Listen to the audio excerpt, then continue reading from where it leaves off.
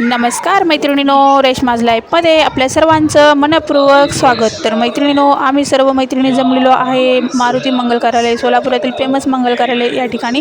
तर किती सजावट छान अशी सुंदर अशी आहे बघा मैत्रिणींनो। आणि आम्ही इथं जमायचं कारण म्हणजेच आमच्या सर्वांची लाडकी मैत्रीण म्हणजेच भाग्यश्री हालोळताई यांच्या बाळाचं बारसं।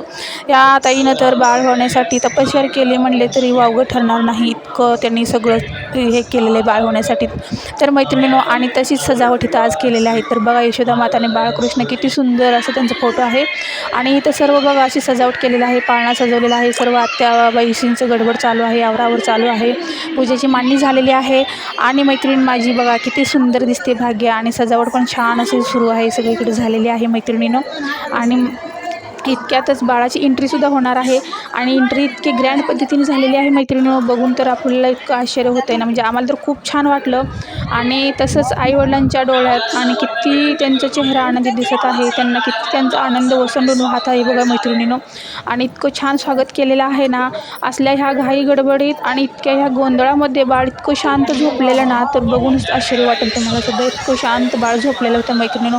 बघा किती छान सुंदर अशी स्वागत झालेली आहे बाळाची, इतकं अमेजिंग आहे ना, इतकं भाग्यशाली ते बाळ आहे।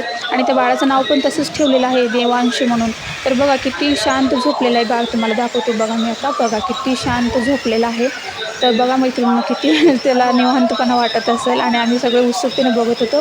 बघा किती आनंद दिसत आहे दादा आणि बहिणी। तर मैत्रिणींनो, माझा तुम्हाला हा व्हिडिओ आवडल्यास लाईक करा, शेअर करा, सबस्क्राईब करा। धन्यवाद।